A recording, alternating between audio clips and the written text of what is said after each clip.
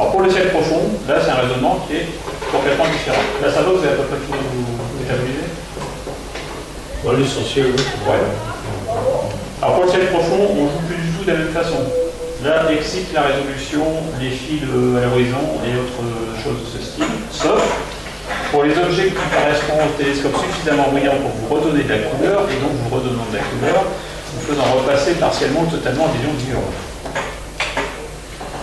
Alors donc, quand on grossit un objet étendu avec un télescope, l'objet forcément il paraît plus grand. Mais il va paraître aussi plus faible. Parce que vous allez en gros diluer sur une surface d'image apparemment plus importante, une quantité de lumière qui sera la même. Donc en gros, première chose, quand vous allez grossir, la brillance par élément de surface de votre image télescopique va baisser. Mais ça, c'est pas forcément le plus grave. Le plus important, c'est de savoir que la brillance de votre fond de ciel va faire pareil. Donc le fond du ciel paraîtra beaucoup plus noir quand vous allez grossir que quand vous grossirez peu. Première conclusion, ce n'est pas l'image que va vous montrer votre télescope à plus faible grossissement qui sera l'image qui vous donnera l'information maximale pour l'observation du ciel profond. Donc excite le bon adage qui dit les grossissements faibles, c'est pour le ciel profond. C'est complètement faux. Il y a des circonstances où on utilise des grossissements très forts en ciel profond. Et il y a de rares circonstances, c'est exceptionnel qu'on utilise des groscissements plus faibles. Le grossissement pupillaire, en gros, il est là pour amuser la galerie. Évidemment, si vous grossissez trop, il vient un moment, dans l'évolution du grossissement, vous allez éteindre plus vite le fond de ciel que l'objet. Donc à ce moment-là, par le contraste, votre œil va le percevoir de mieux en mieux, même si vous grossissez.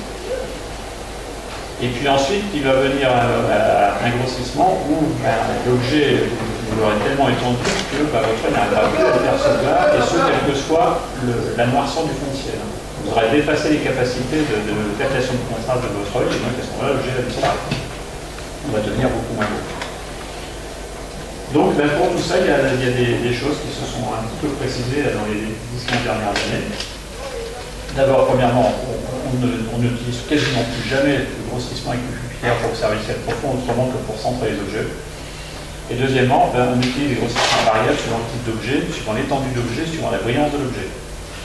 Troisième conséquence, il faut vous sortir du concept, la magnitude participe, la magnitude totale de l'objet, la magnitude visuelle participe au choix des objets de manu d'observation, parce que ce ne sont pas forcément les objets les plus sympathiques en magnitude visuelle totale qui seront les plus faciles à l'observation en fonction de votre instrument. On avait vu l'exemple là avec l'histoire, quand Bernard a parlé des catalogues, je l'avais mentionné l'histoire du numéro 1 et du numéro 2 du catalogue de Messier, qui ne sont pas du tout ceux auxquels on s'attend, puisque c'est M57 et F104. Alors que ceux auxquels on s'attend, à savoir la nébuleuse d'Orion, M13 et autres, ils arrivent au milieu du classement et encore. Alors, il y a un monsieur qui s'appelle Clark, Robert Clark, qui est un membre de la Société astronomique du Pacifique, qui a pris le problème à leur cœur dans les années 80-90, et ce de manière la plus scientifique possible, en faisant bosser tous les observateurs de ciel profond de la Société astronomique du Pacifique. Ils sont nombreux parce que du côté de San Francisco, il fait moyennement beau, mais du côté de Los Angeles, c'est toujours beau. Et donc, il s'est amusé à, en gros, classer la perception visuelle des objets en fonction de leurs caractéristiques propres. Et donc, il a remarqué que des petits objets brillants, sur fond clair, on les voit facilement. C'est pour ça qu'on voit Vénus en plein jour, d'ailleurs, c'est un petit objet brillant sur fond clair. Donc, quand c'est petit et que c'est brillant, il n'y a pas besoin d'avoir un contraste important pour le voir. C'est pour ça que, par exemple, les nébuleuses planétaires, vous pouvez très bien les observer en ville, même avec des instruments petits ou des petites galaxies très brillantes, donc à la brillance de surface importante, ça sort très très bien en ville. Il a remarqué évidemment à l'inverse que les petits objets faibles sur fond de ciel obscur vont nécessiter un fort contraste pour être perçus. C'est le cas de la petite comète de 12e, 13e magnitude dans un télescope de 210 mètres. Même si c'est le prototype de tâche étendue en général, qui va nécessiter un ciel bien noir et un bon contraste sur le fond de ciel pour pouvoir sortir. Donc ces objets-là, si vous ne les observez pas dans des conditions parfaites de transparence, et bien éventuellement, en grossissant un petit peu, vous allez éteindre suffisamment de ciel pour que l'objet, par effet de contraste, apparaisse encore. Alors, les objets brillants de grande dimension apparente, mais ils sont visibles avec un contraste très faible. Normal, puisque les petits sont déjà visibles, donc les grands aussi.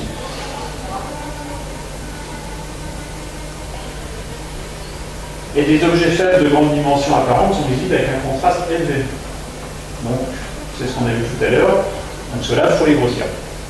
Si vous les grossissez, vous allez avoir la surprise du siècle, parce que vous les verrez beaucoup mieux. Vous pouvez tenter, même ce soir, hier je me suis amusé j'ai commencé à dessiner la nébuleuse Trifide, qui est quand même pas un objet des plus faciles du point de vue de son contraste, parce que bon, certes on la voit, hein, mais pour aller faire du détail dans ce machin, il faut quand même avoir un peu de diamètre. Et quand on utilise un oculaire faible, là c'est un objet qui est très facile parce que bon, il est quand même suffisamment long pour que vous puissiez pousser le grossissement et faire le test. Quand vous faites passer les grossissements successifs, vous voyez les détails apparaître. Bon là sur 535 jusqu'à peu près 250 fois de grossissement, on voit encore des choses apparaître. Et après, le spectacle est terminé, si vous passez à 400 fois, il n'y a plus de son, plus d'image et quasiment plus rien. Donc c'est pour ça, sur ces objets-là, ces galaxies un petit peu étendues, ces nébuleuses un petit peu étendues, n'hésitez pas à grossir. Alors donc, tout ceci délimite 3 zones dans la perception d'objets.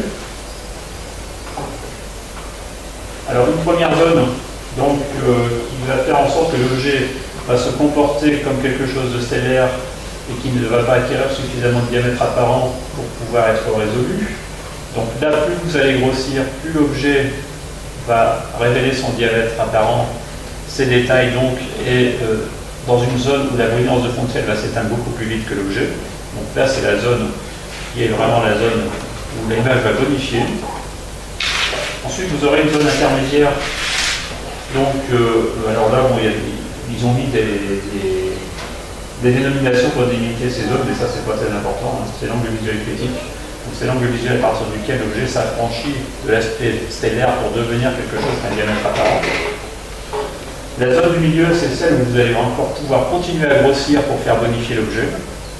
Et vous allez arriver à l'angle apparent optimal, donc tout au bout de cette zone, et à partir quand vous allez dépasser le grossissement correspondant à cette zone-là, et bien là, l'objet va s'éteindre. Non pas en haut, là ça disparaît, et là vous faites pire que mieux.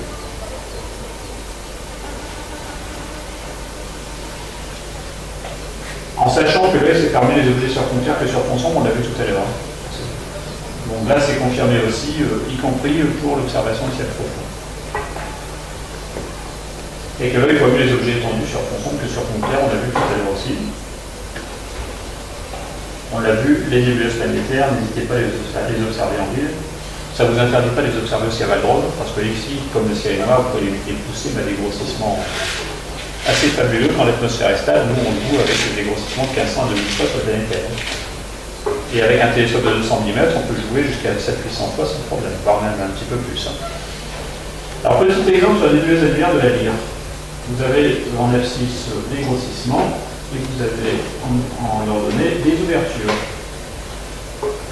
Alors, si vous utilisez un télescope de 5 pouces et 25 fois de grossissement, vous ne verrez pas l'anneau. Par contre, si vous utilisez une ouverture d'un petit 2 pouces, 48 mm, et 110 fois de grossissement, vous verrez les deux. Moralité, pour avoir des détails sur les nébuleuses, ce n'est pas forcément utile d'avoir que du diamètre. Il vaut mieux avoir peut-être moins de diamètre et plus de grossissement que plus de diamètre et moins de grossissement. Conclusion, pour le ciel profond. Des faibles grossissements pour observer le ciel profond, ça c'est une idée reçue. Inutile de casser votre tirelire pour vous offrir de magnifiques oculaires Nagler de compétition qui va vous donner 84 degrés de champ, de magnifiques Otos de 21 qui va vous donner 110 degrés de champ pour faire du grossissement avec une pupilière. Ça ne sert strictement à rien, si ce n'est d'avoir une vision un peu spatiale de la chose. Bon, c'est vrai que c'est agréable. Et donc, les objets, donc les seuls objets qui vont se comporter faire du grossissement, ce sont les objets étendus et brillants, donc ceux qu'on a envie de grossir. Donc là, la direction ne se pose même pas. Alors, le grossissement pour les nébuleuses planétaires et les aveugles oublières, Ça, c'est du tout bon en ville.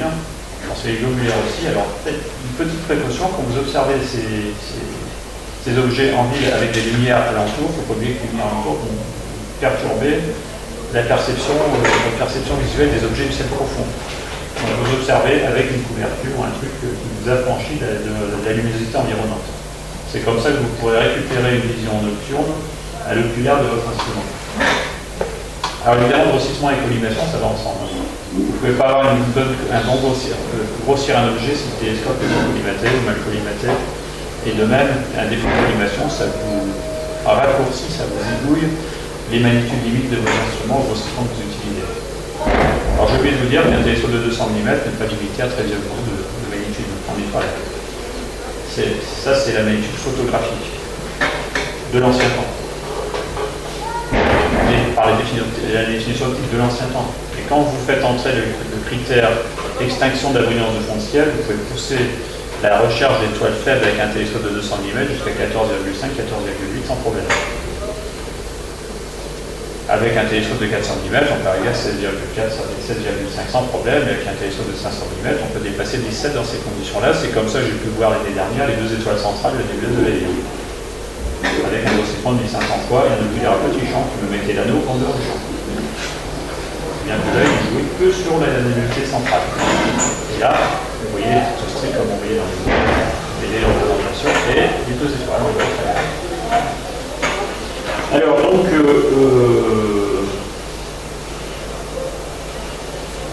voilà. Donc la brillance de fond de ciel, bon, elle n'est pas impossible à mesurer. On peut la mesurer à l'œil nu. À partir de la mesure qu'on a avec les SQL, on peut l'extrapoler avec le grossissement, on peut la calculer quand même, mais c'est quelque chose de très imprécis. Donc on est obligé quand même, par rapport à tout ça, de prendre la notion pour ce qu'elle est et d'utiliser, de ne pas hésiter quand vous ne connaissez pas l'objet, vous voulez vraiment vous donner la possibilité d'explorer un objet du mieux que vous pouvez, n'hésitez pas, quel que soit l'objet, à tenter les grossissements. Et vous faites votre propre idée en fonction de votre instrument. Et on a fait des astrotests dans les années passées, et apparemment, il y a une constante qui a l'air de se dégager. La constante, c'est que le grossissement optimal pour des objets télescopiques, c'est celui qui correspond à une brillance par rayon de surface de l'objet dans l'image télescopique égale à 13,514 de magnitude par seconde mètre carré. Alors ça, si c'est vérifié, c'est la poule aux œufs d'or, parce que quand vous avez la brillance de l'objet tel que vous l'observez, vous pouvez remonter tout le système et précalculer le grossissement optimal en fonction du diamètre et de l'objet que vous observez en fonction de ses dimensions et de sa brillance de surface propre telle qu'elle est dans le ciel. Donc ça, c'est tout un secteur où on est en train d'évoluer. Il y a encore plein de choses à faire, mais si on y arrive, là, ce sera quand même le grand bonheur, parce qu'on pourra dire tel objet, vous avez un télescope de 200 diamètres, tel objet, il fait telle dimension, telle grande taille, telle petite taille, c'est une brillance de surface moyenne comme ça, vous allez grossir autant pour arriver à 13,5 de brillance de l'équipe classique dans votre oculaire, et à ce moment-là, c'est tel grossissement qu'il faudra, en fonction de sa hauteur au-dessus de l'horizon. Parce que là aussi, le paramètre hauteur au-dessus de l'horizon, il intervient. Vous savez que l'atmosphère, c'est quelque chose qui diffuse surtout le bleu et qui laisse passer le rouge, donc qui diffuse la haute résolution et qui laisse passer la basse résolution. Ce qui veut dire que quand vous êtes près de l'horizon, forcément, vous avez tous remarqué, en plus de la turbulence, vous avez du mal à obtenir de la résolution sur l'horizon. Le Vent Galo sur Saturnière, quand le ciel est très restringent, on voyait Saturnière dans des télescopes achromatiques avec un magnifique liseré rouge d'un côté et un petit liseré bleu de l'autre. Donc là, il ne faut pas vous faire d'illusions. Donc vous avez une perte de l'intensité lumineuse et une perte de la qualité intrinsèque de la lumière des objets qui est due à l'atmosphère. Et par rapport à la perte en magnitude, ça va très vite dans les 10 derniers degrés. Et ça peut se calculer très facilement. C'est là un petit problème de calcul marrant. Vous avez deux cercles. Donc vous connaissez les rayons. Le premier cercle, c'est les rayons de la Terre, c'est celui de 378 km. Le deuxième cercle, on va dire que c'est l'atmosphère absorbante de la Terre. On va mettre 1 km de plus, donc 6398. Vous êtes sur Terre, donc sur le premier cercle, l'horizon c'est la tangente du point d'observation. connaissez la hauteur ici, vous connaissez l'inclinaison, la hauteur de l'axe au-dessus de l'horizon, calculez la distance de l'atmosphère parcourue par rapport à 20 km. C'est très amusant. Et quand vous y arrivez, même ce simple calcul, ça vous permet d'avoir un coefficient d'extinction, qui est moyen, certes, qui est géométrique, mais qui est quand même un reflet assez bon, de la perte en lumière que vous aurez sur votre objet, essentiellement sur le bleu, mais aussi, enfin, en gros, la très simple, la perte globale. Et donc, de combien il faudrait augmenter votre diamètre pour récupérer la vision comme si là, ça était à la verticale. Le rapport entre la verticale et l'horizon, c'est le rapport de 1 à 34. 1 à 34. Et on tombe de 1, enfin, on passe de 34 à 20 à peu près dans les 3-4 premiers degrés. Quand on est à l'horizon, ça va très vite. Pour ça, et observer une éclipse totale de soleil à l'horizon, c'est une grosse aberration parce que de toute façon, le bleu, il est mangé depuis longtemps. Donc, comme la couronne solaire est essentiellement dans le bleu, il n'y a quasiment pas de couronne solaire. On a tenté le coup en Australie l'année dernière parce que c'était la seule région qui était émergée avec une bonne probabilité de ciel clair. Mais l'éclipse dont ce soir, on l'a observé à 8,5 degrés au-dessus de l'horizon. Alors là, il fallait avoir des optiques de grosse compétition qui sont très très peu diffusives pour pouvoir laisser passer le code bleu qui restait. Sinon, si on faisait ça avec des optiques classiques et de bas de gamme, c'est sûr qu'il y aurait eu la perte. Alors sinon, bon, pour le reste, des filtres anti-pollution. Alors, pour les petits diamètres, on va dire que c'est peut-être pas forcément indispensable. Peut-être le Lux Sky, les LPR, les anciens LPR pour les observations en pollution urbaine, parce que c'est des filtres qui absorbent vraiment très peu, et donc là, effectivement, ça peut peut-être servir. Mais s'il y a un filtre à acheter, pour des instruments de 250-300 diamètres, c'est l'oxygène 3. L'oxygène 3, c'est une merveille pour sortir des nébuleuses planétaires, pour sortir tout ce qui est un peu diffus. Et à partir de 300 diamètres, là, vraiment de la pression. Pour les autres, il y a le filtre, hier, j'ai fait quelques essais avec un filtre polarisant. Les filtres polarisants, ça peut être très sympathique sur des objets non nébuleux pour éliminer la pollution lumineuse naturelle de la Lune, par exemple. Et ça marche à distance de la Lune, distance apparente de la Lune. Hier, ça marchait très bien sur la Lune 2. Et en plus de ça, c'est à l'horizon. Donc là, on arrivait à, sans éteindre la lumière des étoiles, à noircir le fond de ciel de telle sorte qu'on peut grossir un peu plus. Et un filtre polarisant, ça coûte pas cher. Voilà. Ensuite, oui. Évidemment, il faut du diamètre, mais en a aussi. À condition que ça ne vous rende pas esclave de votre télescope. Il faut savoir qu'un télescope de gros diamètre, vous aurez de plus. Enfin, on va dire que les embêtements à l'utilisation d'un télescope évoluent avec le cube du diamètre. Ça veut dire que c'est pas parce que vous avez passé, si vous passez de 400 à 600, il ne faut pas vous figurer que ça va être le grand bonheur absolu. Il y a plus d'un amateur qui passait de 400 à 600 et qui pour finir est revenu à 400. Parce que soit défaut de maîtrise de l'instrument, soit défaut de maîtrise, pas du tout par expérience des opérateurs, mais parce que les instruments sont parfois immaîtrisables. On a l'exemple d'un de nos amis qu'on connaît bien, qui a fait des photos très haute résolution avec un 400 de compétition. Tout le monde connaît, c'est Rolf Raccord. Et ce télescope de 400, il en a fait le tour, et puis comme il a voulu voir plus grand, il a revendu pour se payer de quoi faire un 600. Donc il s'est offert un télescope de 600 mm, donc il a fabriqué une grande partie de la mécanique sur des plans, bien fait, sur des plans qui étaient exposés à VRM, et là, il n'a jamais été capable de sortir l'un d'image avec son télescope de 600, alors que c'était l'un des meilleurs astrophonographes planétaires avec son télescope de 400. Il n'y est jamais arrivé. Il faut savoir qu'un 600 ouvert à 3, ça ne se contente pas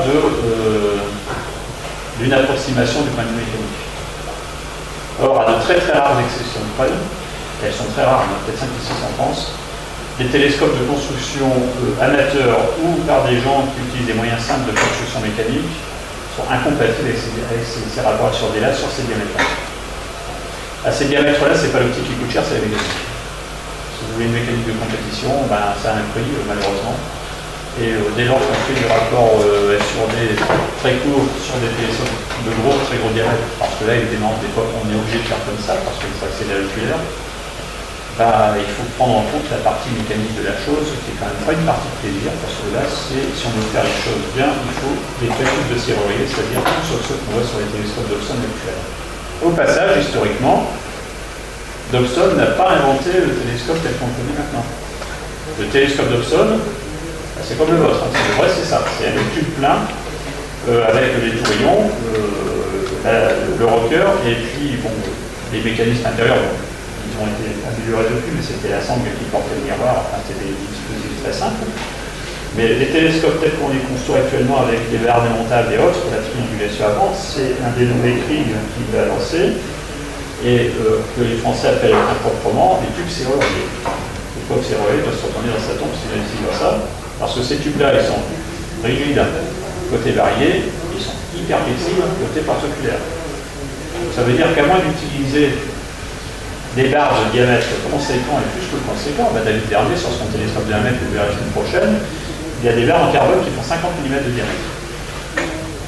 Et là, évidemment, ça ne réfléchit pas. Il a mis une triangulation pour que le système soit démontable, mais dans sa conception, c'est pas du tout dans l'optique d'en faire quelque chose qui ressemble à un serrurier, c'est pas du tout ça. Il a mis des barres ultra rigides devant pour rendre son télescope démontable et déplaçable, c'est pas du tout dans le but de faire de la flexion avant, flexion arrière. Donc là, quand vous mettez des barres surdimensionnées, ça marche. Mais quand vous voyez certaines constructions, on a eu un télescope célèbre qui est ici il y a quelques années, c'était un 760 mm de diamètre. Ce qui était quand même dommage, c'est que ce miroir qui était de très bonne qualité avait été repris par Jean-Marc Leclerc. Quand on était tout en haut au porte-oculaire, quand on tournait la cage, parce qu'on ne peut pas la tourner du rocker parce qu'on était trop loin, et bien on voyait le tube se briller sur place. Donc là, malheureusement, sur ce superbe télescope, on n'a pas pu grossir 300 fois. Sur Jupiter, dommage, parce qu'on avait une nuit sans turbulence, on aurait pu pousser à 750 ou 800 fois sans problème. Donc attention à la mécanique. Quand vous allez sur des gros diamètres, la mécanique devient souvent plus le problème que l'optique. Alors il faut du grossissement, ça on l'a vu. Il faut du champ de pleine netteté le plus important possible. Bon, ça va avec, vous augmentez le rapport sur D. Et donc, le rapport sur D, quand vous allez l'augmenter, on l'a vu tout à l'heure, vous allez réduire pour un champ de lumière équivalent l'obstruction centrale. Donc vous allez gagner des deux côtés, des trois côtés, un du porte-monnaie, deux sur le contraste, donc la résolution, et 3 sur le champ de netteté. Et vous aurez, on l'a vu tout à l'heure, aussi les mêmes facilités de collimation et de mise au point. Alors les oculaires au point et grand champ, il faut les utiliser que pour les objets étendus, c'est pas la peine de casser votre cerveau, en sachant que si vous utilisez un rapport sur des longs avec ces oculaires qui corrigent justement les variations de sphérécité des champs focaux, vous allez générer le défaut inverse. Et donc, ce ne sera pas forcément la meilleure image que vous aurez. Et si vous voulez avoir le plaisir avec un rapport sur des longs de voir les dentelles du signe en complet, il faut quand même avoir un peu de champ, puisque ou des oculaires de très courte focale. Donc, en gros, ce qu'on peut dire, c'est que les télescopes de petite focale et de gros diamètre ne sont réservés qu'aux objets très étendus. Moi, j'en connais pas beaucoup dans le ciel, mis à part les dentelles du signe, où là, effectivement, ça sort quand même beaucoup mieux avec des instruments à très grand champ et à très gros diamètre. Mais pour le reste, c'est pas certainement pas un investissement qui nécessite toutes les complications de cette occasion. Moralité, à votre place, si je vais m'équiper, je m'équiperai avec un télescope le moins ouvert possible en fonction du diamètre, des oculaires les plus simples possibles pour les forts grossissements, un peu plus sophistiqués pour les faibles grossissements, et surtout, pour là où il y a les quelques objets où il faut vraiment avoir du diamètre et de la courte. Il faut les retravailler. Les formules, il faut les prendre pour l'information. Ouais, quand on est à pied du télescope, on ne va pas sortir les calculs. Non, mais c'est bon de vous avoir travaillé un petit peu. Ça sert à comprendre la tendance. Voilà. Non, sur le petit c'est marqué. Les porteurs de lunettes. Ils enlèvent leurs lunettes. Sauf s'ils sont astigmates. Et s'ils sont astigmates, il y a une boîte qui s'appelle Télévue. Ils fabriquent des oculaires, tous les types d'oculaires. Télévue ne fabrique pas que des oculaires de très haute volée, ils fabriquent aussi des oculaires classiques. Ils proposent des compléments optiques qui sont très sympas parce que c'est des compléments qui corrigent l'astigmatisme qu'on peut glisser sur les oculaires. Donc l'astigmatisme, c'est un certain rayon que l'ophtalmo peut donner. Et eux, ils ont toute la série. Donc il suffit de commander le cylindre qui va bien. de le mettre en perpendiculaire par rapport à l'axe de l'astigmatique. De toute façon, c'est facile à voir. C'est le moment quand on tourne le truc où l'image se bonifie considérablement. Et à ce moment-là, on corrige l'astigmatisme comme ça. On ne partage pas l'appareil avec tous les avis. Par contre, Oui, alors, voilà. le fin du fin, bah si, il suffit de retirer le complément. Pour quelqu'un qui n'a pas d'astigmatique, il retire le complément et il observe la populaire sans complément. Alors sinon, le fin du fin, c'est d'avoir un télescope qui est astigmate et sur de la même valeur de rayon. Et à ce moment-là, bah, il suffit de mettre l'œil de telle façon que les deux cylindres soient perpendiculaires. Et là, l'image devient géniale.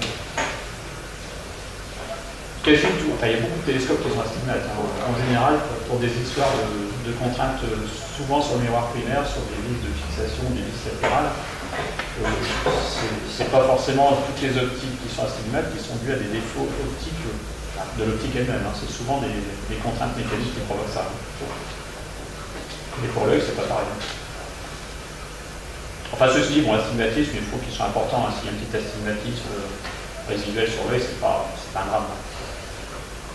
Par contre, ce qui peut être sympathique, quand on a un astigmatisme non corrigé, quand on fait un dessin de la Lune ou d'un objet qui demande la résolution, c'est de faire un dessin dans un sens, et là de tourner la tête d'un quart de tour, et c'est pas les mêmes détails qu'on verra. Enfin, c'est un peu compliqué. Ensuite, pour fusionner les deux dessins, ça devient compliqué.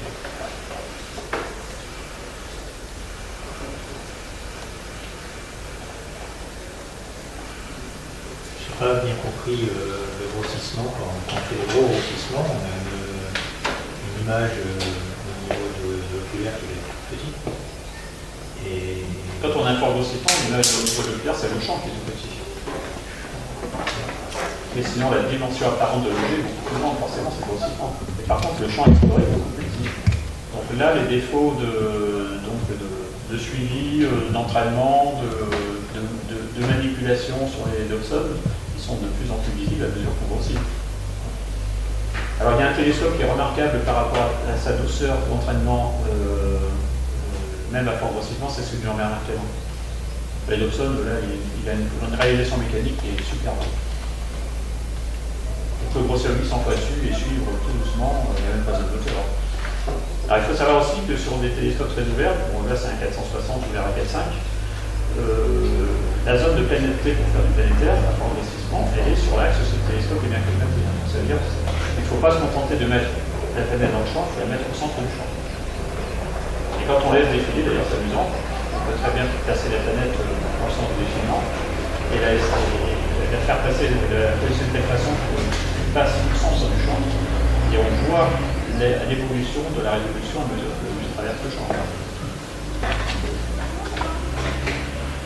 Et ce, on le voit d'autant plus que le télescope est ouvert.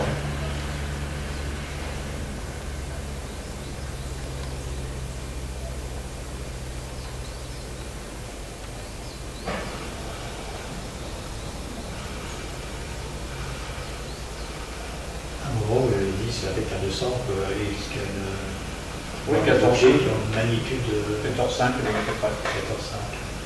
Ça fait quel rapport sur lui? C'est pas une question de rapport sur les, c'est une question de grossissement. Alors évidemment, c'est plus facile d'obtenir des reliefs sur des longs parce que les images, les étoiles sont facilement plus ponctuelles.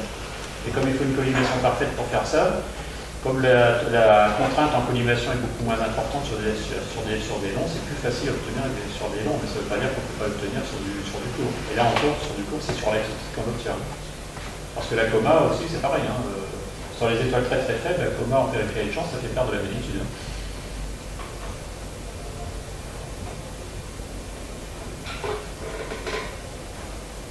Jusque-là, les étoiles, bon, elles sont étalées, en fait, leur lumière est étalée sur la forme de petits cônes. Et quand on est juste à la limite de perception de la brillance de cette étoile étalée par rapport au fond de ciel, l'œil n'en perçoit plus. En périphérie de champ, un télescope qui n'est pas corrigé de la coma, on va mettre la part de magnitude. C'est dans ces conditions-là que c'est intéressant d'utiliser un correcteur de champ. Si on veut profiter de la périphérie du champ, on fait un peu ceinture sur la résolution sur l'axe. De toute façon, c'est pas le propos, parce que les grossissements qu'on utilise, même s'ils sont quand même inférieurs souvent à ceux qu'on utilise par rapport au grossissement raisonnable en instrument, donc c'est pas tellement le problème, mais le problème c'est de récupérer, de reconcentrer au maximum la lumière qui s'étale un petit peu sur toutes les étoiles. Et là encore, si pour faire le test avec un télescope très ouvert sur la méthode limite, s'il n'y a pas de correcteur, on gagne un petit peu de lumière. On va aller plus loin. Mais il faut travailler sur le reste.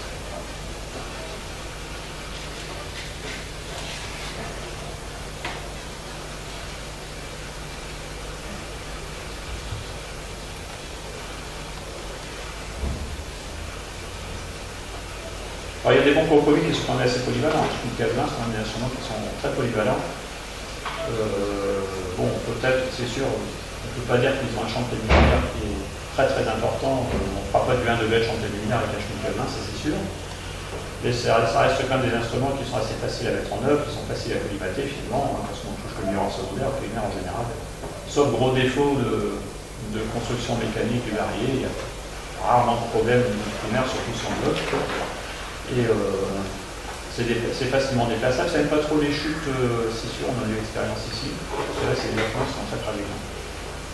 Le moindre choc, souvent, c'est la même. Même si le choc survient à distance d'une résonance dans le tube, c'est assez fréquent ça. Ça se transporte facilement, y compris à l'autre bout du monde. Et puis surtout, c'est des instruments fermés. Quand même, il y a un plus en planétaire sur les instruments fermés qu'on veut le monde.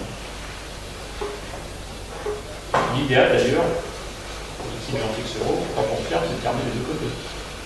On le fait rarement. Hein. Ça veut dire que dans l'absolu, il faudrait mettre une lame optique à face parallèle du côté du porte-oculaire en parafocal pour que l'ensemble du tube soit enfermé.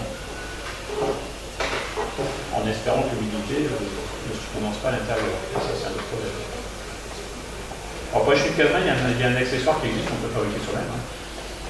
Apparemment, quand on ramène, pour la mise en température, quand on ramène l'air dans le tube, ça le met beaucoup plus vite en température, les images deviennent beaucoup plus belles, beaucoup plus rapidement. La difficulté, c'est en ramenant, c'est pas d'amener de la poussière de l'extérieur dans le tube. Donc on peut faire ça avec un ventilateur, avec un filtre. Type ventilateur d'ordinateur, on met ça au bout d'un tuyau PVC, on fixe ça dans le porte-oculaire, on laisse tourner pendant 10-15 minutes. Et apparemment, il y a des gens qui font ça, qui obtiennent des bons résultats. Il y a un accessoire qui existe, qui fait ça à tout fait, mais ça vaut 150 €. On se cherche un ventilateur d'ordinateur, un filtre au bout d'un tuyau.